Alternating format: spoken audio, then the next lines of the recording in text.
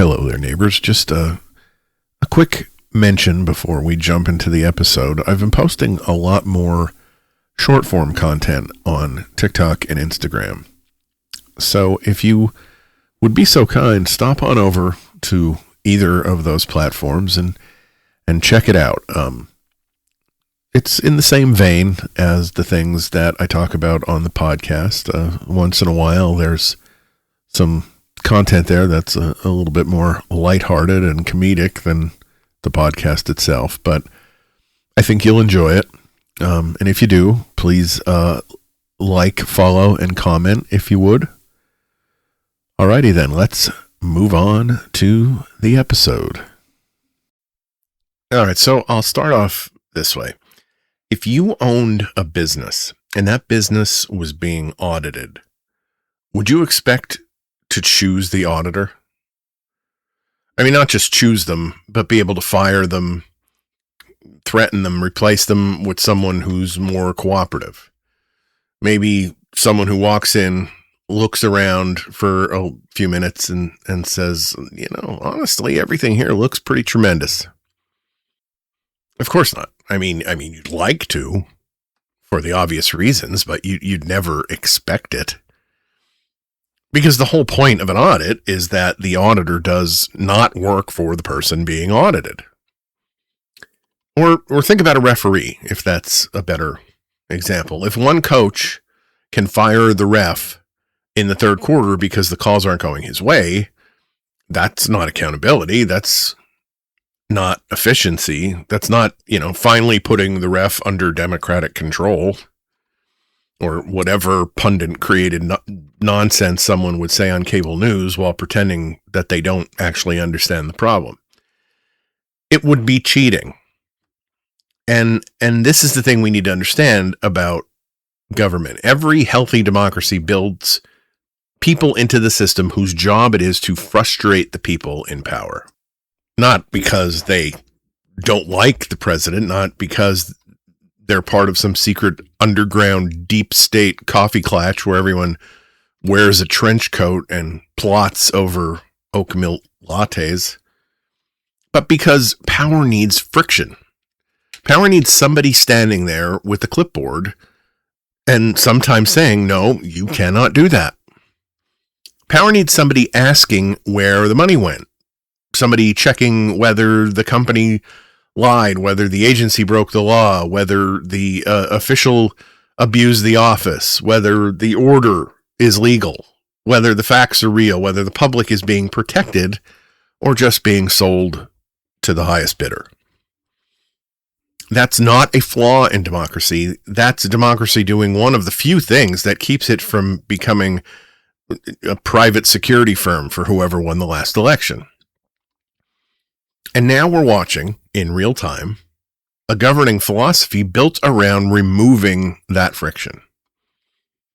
Inspectors general, independent agencies, career civil servants, regulators, prosecutors, ethics offices, watchdogs. The people whose job it is not to flatter the president, not to protect the president's feelings, not to make the president's life easier, but to protect the public from power when power gets reckless. So the question is not simply whether Donald Trump should be allowed to fire one commissioner from one agency. The question is much bigger than that. What happens when every watchdog answers to the person that it's supposed to be watching? What happens when nobody is left to say no?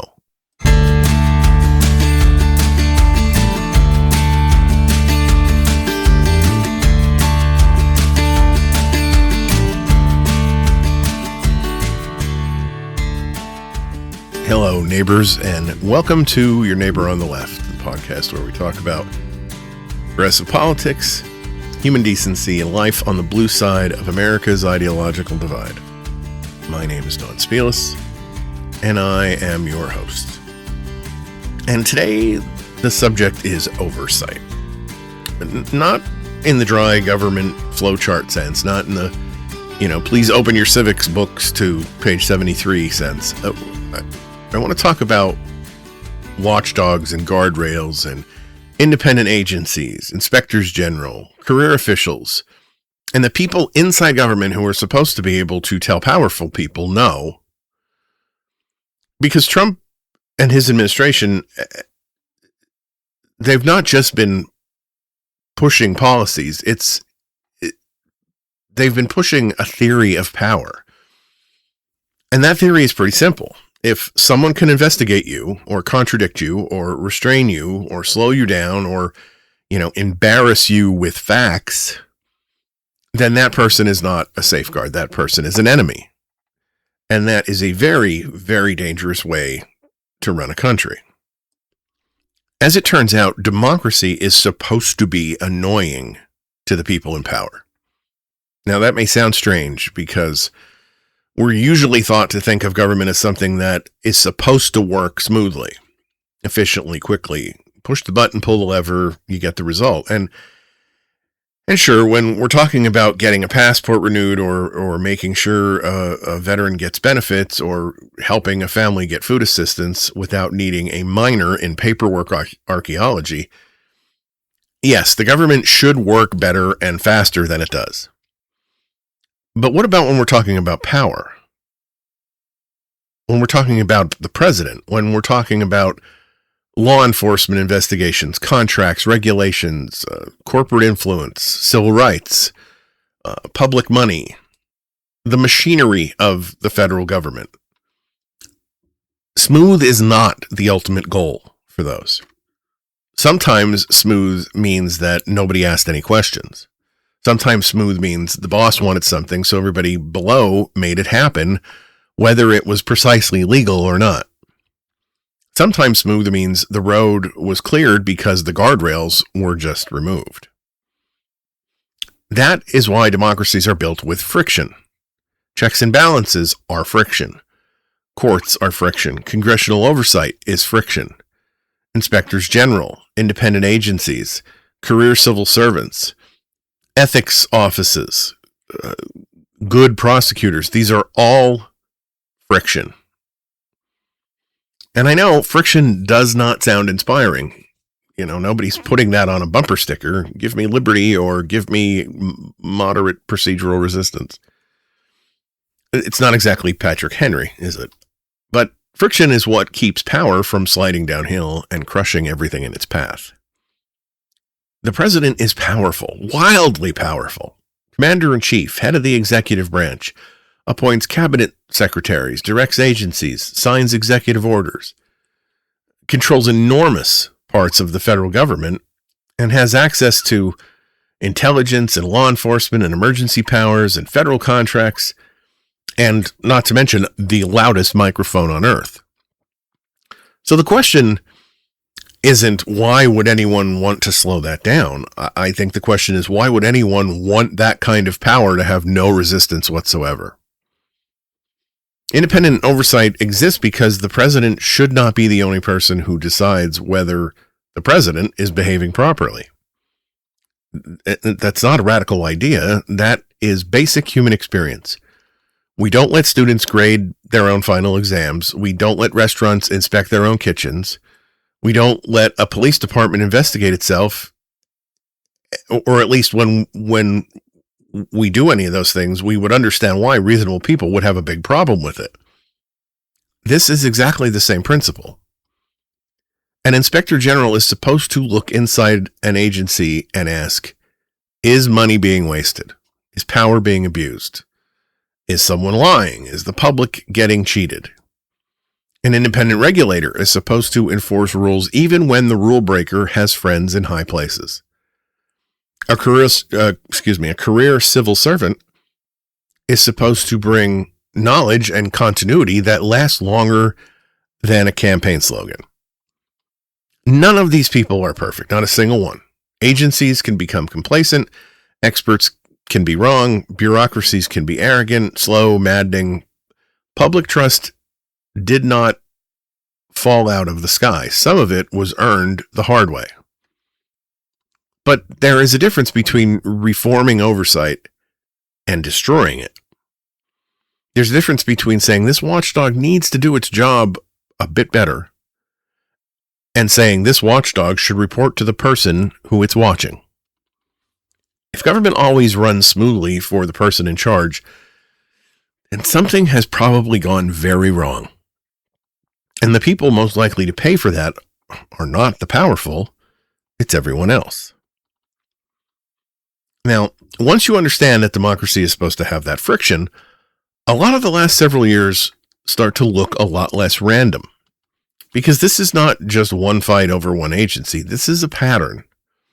The Trump administration has treated independent oversight like a hostile force. Not like a safeguard, not like a normal part of democratic government, like an enemy camp that needs to be raided and cleared out and restaffed with people who know where the knee pads are kept. Look at inspectors general. These are not flashy people. Nobody is lining up outside a stadium to hear the deputy assistant inspector general for procurement integrity give a speech. If they have merch, it's probably a lanyard and a mug that says, please submit documentation. But the inspectors general matter because they are supposed to investigate waste, fraud, abuse, and misconduct inside government agencies. 3 of those are supposedly very big priorities on this administration's to-do list. The inspectors general are the people who look into the rooms of the powerful people who would rather keep those doors closed. And Trump has never been subtle about his hostility towards watchdogs who investigate his administration. During his first term, he removed or replaced multiple inspectors general, including officials connected to oversight of the intelligence community, the State Department, the Defense Department, pandemic relief. The message was not difficult to read. Investigate the wrong thing, anger the wrong person, and your independence suddenly becomes very negotiable. And then there's civil service. This is the part of government that MAGA loves to describe as the deep state, because experienced public employees who know how things work doesn't sound quite sinister enough for the rally stage. And yes, career government can be frustrating. Anyone who has ever dealt with federal forms designed by someone who clearly communicates only through, riddles knows that bureaucracy can be maddening. But career civil servants exist for a reason. They're supposed to carry expertise from one administration to the next. They are supposed to know the law and the rules and the history, the programs, the people affected, and the consequences. They're supposed to serve the public, not re-audition for their jobs every time a new president wants applause. That is why efforts to make large parts of civil service easier to fire matter. This is not just about draining the swamp. That phrase has always done a lot of unpaid labor for bad intentions. It sounds like reform, but it often means get rid of the people who know the rules and replace them with people who know the boss. And then there's the Department of Justice. The DOJ is part of the executive branch. So yes, the president appoints the attorney general. That much is normal. But in a healthy system, there is still supposed to be a meaningful distance between the president's political desires and the machinery of federal prosecution. The Justice Department is not supposed to be the president's personal law firm. When a president treats prosecutions as revenge, investigations as betrayal, and legal restraint as sabotage, that distance starts to collapse. And hovering over all of this is this deep state story. That story is powerful because it gives people a simple villain. We've talked about this before. If there's anything that works well, it's giving people a villain. If an expert contradicts Trump, deep state. If a prosecutor investigates him, deep state. If a judge rules against him, corrupt. If an inspector general uncovers problems, it's a political hit job. If an agency says, actually, the law does not allow that, then suddenly we are told the real threat is not the abuse to power. The real threat is the person who noticed the abuse to power. That's how accountability gets turned into sabotage. And once people believe every independent check is secretly an enemy, it becomes much easier to destroy the checks and call it liberation. Now, there's another piece of this that I have to talk about because it's one of the clearest signs that this is not simply about ideology. It's much more about obedience.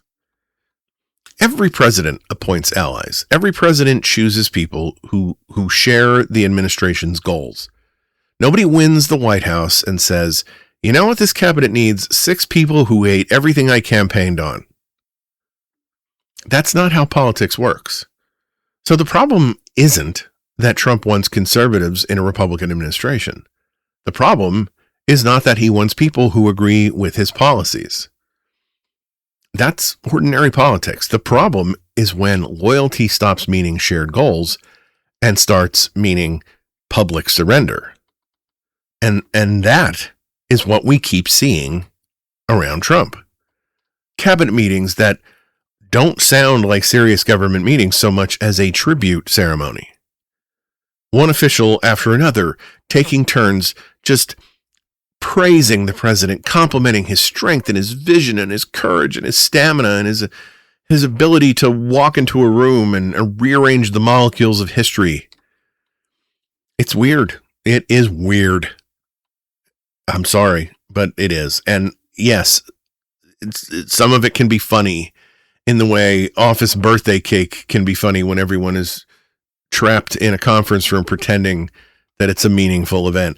But underneath the cringe, it is something far more serious because these are not random campaign volunteers holding signs in a parking lot. These are people with titles, budgets and staffs and legal responsibilities, agencies that affect millions of lives.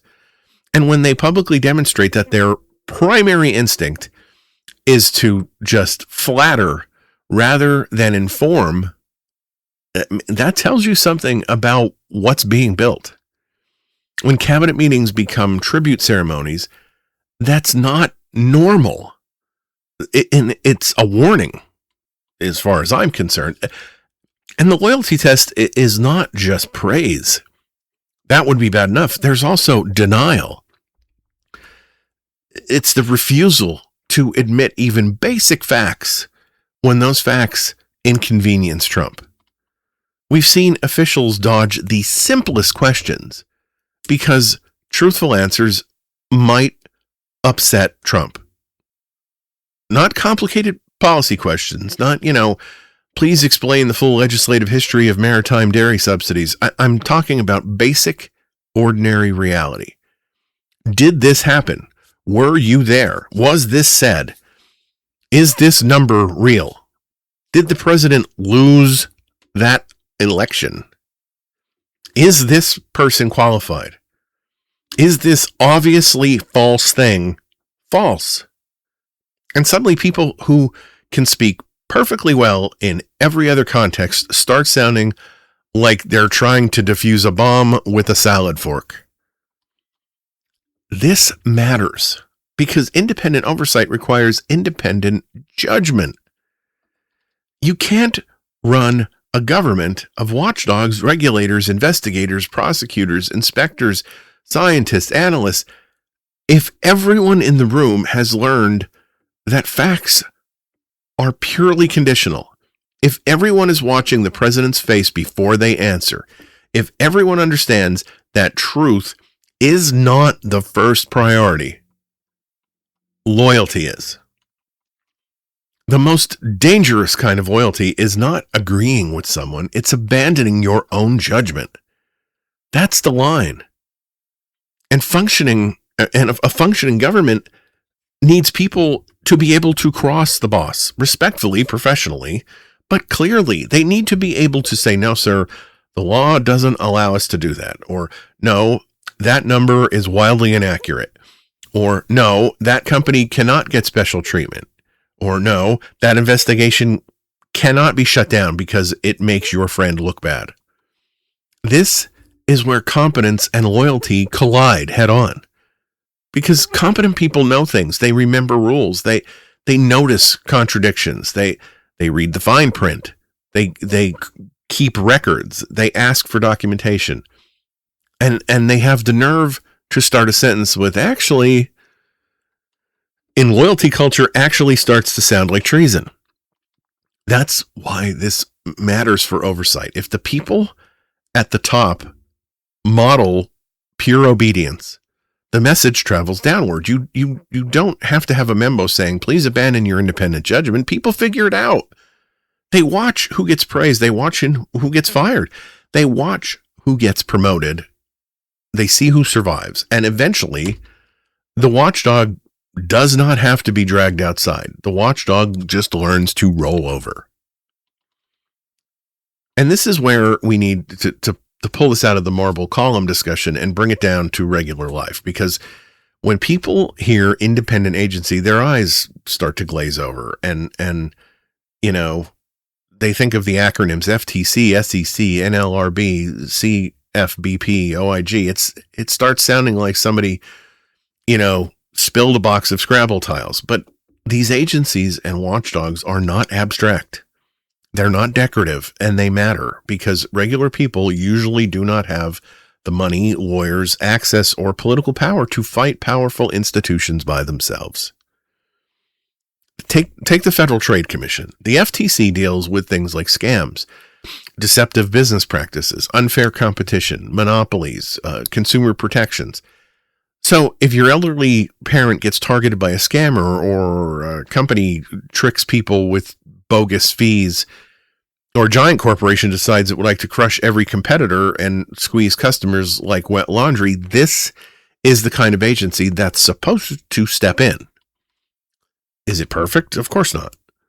Does it always move fast enough? No, absolutely not. Sometimes government moves like it's wearing ankle weights. But the alternative cannot be let the most powerful companies do whatever they want unless they happen to offend the president. Or how about the Securities and Exchange Commission, the SEC? That is about financial markets, fraud, investor protection, honest disclosures, the rules that keep your retirement savings from turning into chips at somebody else's casino night. Most people do not have private investigators checking whether publicly traded companies are lying. They don't have access to forensic accountants who can look into the minutia of the numbers. They rely on a system that says you cannot just make stuff up and sell it to investors. That system needs independence. There's the National Labor Relations Board. That matters when workers are trying to organize, when employers violate labor rights, when people are punished for acting together. Again, you can criticize the agency, you can argue about its decisions, and that's all fine. But if the agency's real job becomes protecting whichever employers have the president's ear, then workers are not standing in front of a referee. They're standing in front of management's crony. Inspectors general matter too. These are people who investigate waste, fraud, abuse, and misconduct and corruption inside agencies, taxpayer money, federal contracts, disaster relief, defense spending, benefits programs, the stuff where powerful people are connected to contractors and can make public money disappear into the couch cushions in an instant. And when that oversight works, most people never notice. That, I guess, is part of the problem. Prevention is invisible. A scam stopped before it spreads doesn't make the evening news. A corrupt contract caught before the money is gone, doesn't trend on social media. A safety problem that's fixed before people get hurt isn't a national tragedy. It's just sort of shrugged at. Good oversight often looks boring because the disasters didn't happen. But I would say that boring is underrated.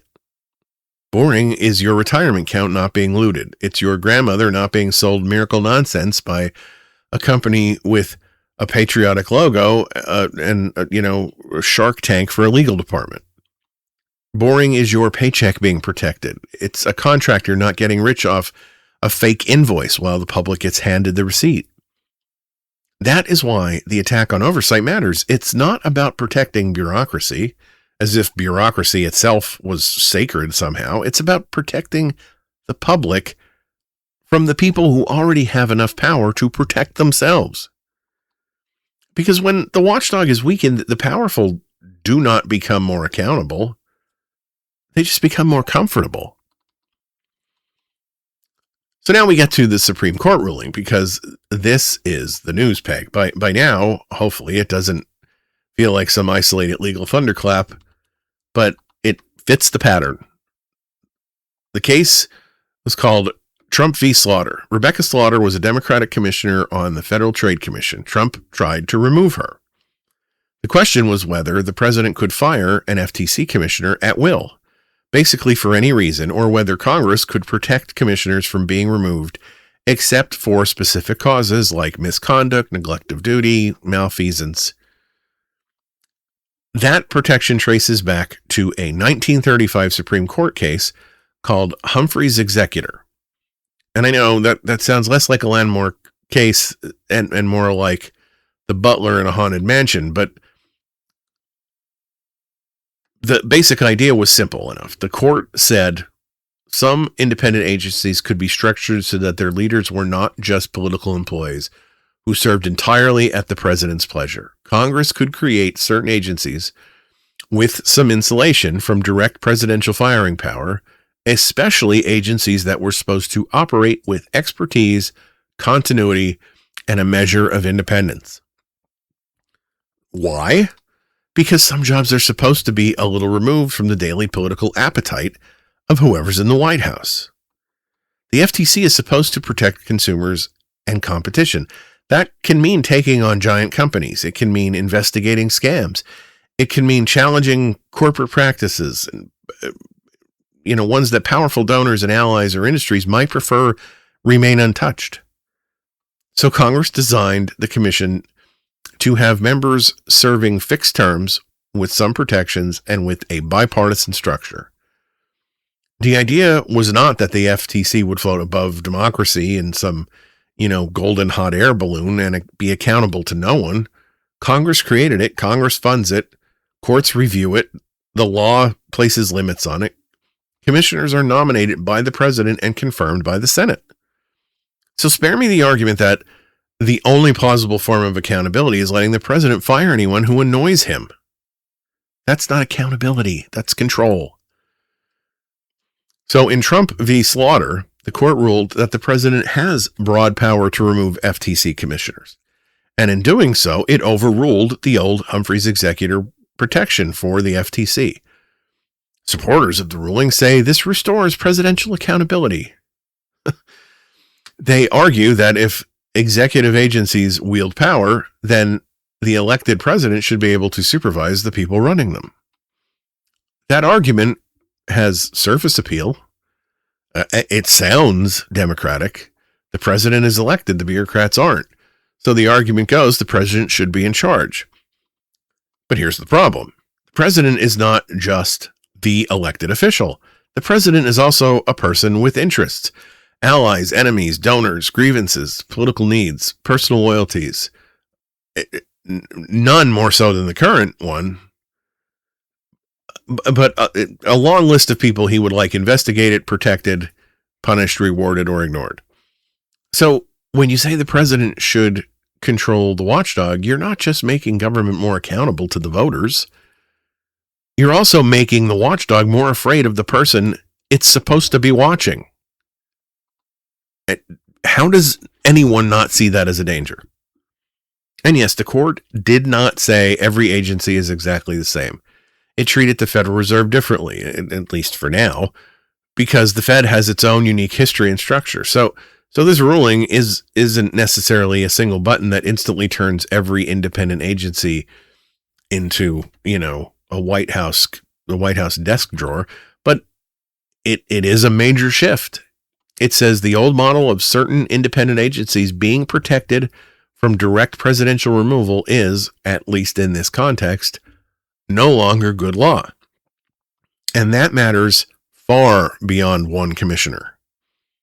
Because the law doesn't exist in a vacuum. It lands inside a political moment. And this political moment is one where the Trump administration has already shown lots of hostility toward inspectors general and career officials and independent regulators and prosecutors and anyone else whose job involves saying, wait a minute. So when the court gives the president more practical power over watchdogs, you have to ask, what kind of president is receiving that power, and what has he already told us that he wants to do with it? Oversight only works if the watchdog is not afraid of being fired by the person it's watching. That's not complicated. Once that fear enters the room, independence might exist on paper, but that paper burns really easily. So, what happens when nobody can say no? Not nobody in the sense of the entire country. Obviously, people can still object. Courts can still rule. Journalists can still investigate. Voters can still vote. Protesters still show up. The question here is more specific and I think more dangerous. What happens inside government when the people closest to power learn that disagreement equals disloyalty? What happens when the regulator knows that taking on the wrong company could anger the White House? Or when the inspector general knows that investigating the wrong agency could end a career? What happens when the prosecutor knows the president sees independent law enforcement as betrayal? Or when the career official knows that the safest answer is not the accurate answer, but the answer that the president will like? That is how oversight disappears. It doesn't always happen in a dramatic explosion. Sometimes the sign is still on the door, the office still has a website, the agency still, issues reports. The inspector still has a title, the regulator still attends the meetings, but something inside it has been hollowed out. People start anticipating power, they soften language, they delay action, they avoid sensitive subjects. They stop asking certain questions. They learn which facts are welcome and which facts are not. And then, little by little, the public loses the protection without ever seeing the moment that it vanished. That is the nightmare version of government. Not chaos, not soldiers in the streets, not some movie version of authoritarianism where the music gets ominous and everybody suddenly understands the plot. The more realistic danger is the quieter one. It's a government full of people who still know better, but no longer believe they're allowed to say so. And this is where institutional courage matters, but because oversight is not only a rule, it's a human act. Somebody has to sign the report. Somebody has to open the investigation. Somebody has to ask the follow-up question. Someone has to tell the boss no. Somebody has to be willing to disappoint powerful people. And that is not easy. It never has been easy. But democracy depends on it. Democracy does not survive because leaders are good people. Democracies survive because even good leaders are never trusted with unlimited power. That's the whole point in the nutshell right there. Power does not become safer because the person holding it insists he deserves more of it. Power doesn't become cleaner because the person holding it says only his enemies need to be watched.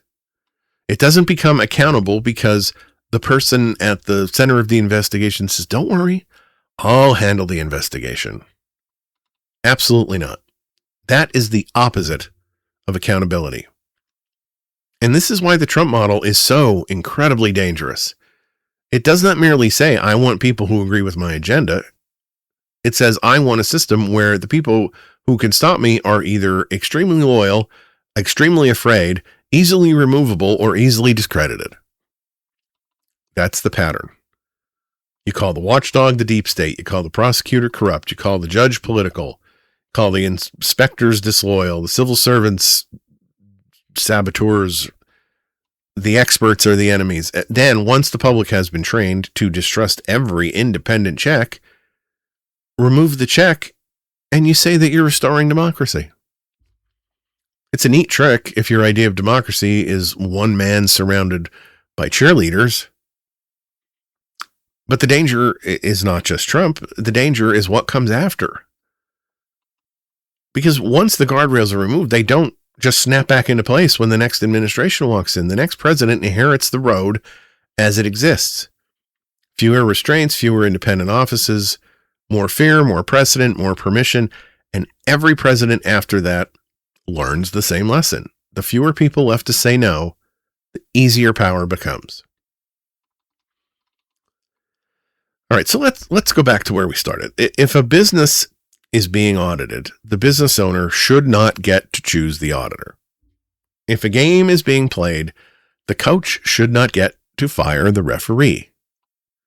And if the government is exercising power over hundreds of millions of people, the president should not be trusted to police himself. That is not because every president is corrupt. It's not because every agency is noble. It's not because every inspector general is heroic or every regulator is brilliant. I mean, that's ridiculous. Institutions are run by people and people fail. Agencies drift. Bureaucracies tend to protect themselves sometimes. Oversight can become weak, political, arrogant, or just lazy. But the answer to imperfect oversight is better oversight. Not the removal of oversight, not obedient oversight, not watchdogs who check the president's mood before they bark. We build guardrails because power needs restraint, even when the person holding that power is popular. Especially then. We build them because confidence is not character. Winning an election is not a license to do whatever the hell you want. And being frustrated by limits is not proof that the limits are illegitimate. That right there is the part authoritarian politics always want people to forget. Limits are not oppression. Accountability is not sabotage. Independence is not treason. A person who tells the president no is not automatically the enemy of the people. Sometimes that person is the only one in the room still doing their job. That's why this matters, because once those people are fired or intimidated or smeared or replaced or just trained to keep their heads down, the damage does not stay inside Washington. It reaches out. It reaches the worker, the retiree, the taxpayer, the patient, the consumer, the community, the public trying to figure out whether anyone powerful still has to answer for anything. Presidents leave office. Administrations change, but once those guardrails are removed, the next president inherits a road with fewer restraints than the last one had. Democracy does not survive because powerful people behave themselves. It survives because powerful people are never supposed to be trusted to police themselves. And when no one is left to say no, the rest of us are left to pay for yes. All right, everyone. Thank you so much for taking the time to download and listen to this episode from your neighbor on the left. I appreciate it greatly, and I would love to hear from you. Go to the website, neighborontheleft.com, go to the contacts page, use either social media or the email address that's there to send a message. Let me know what you think on this topic or any topic. Let me know what you think about the podcast. Let me know if you have any ideas for things that you'd like the podcast to cover. Whatever it is you have to say, I want to hear it. While you're on the website, check out the episodes page where you can stream or download any episode of the podcast. And be sure to check out the blog section too, because I post for every episode of the podcast, and I include all of my sources that I use for the information that I talk about. I'll be back on Friday with another installment of Back Porch Files. So between now and then, stay engaged, stay kind, and have the kind of week you'd wish for others.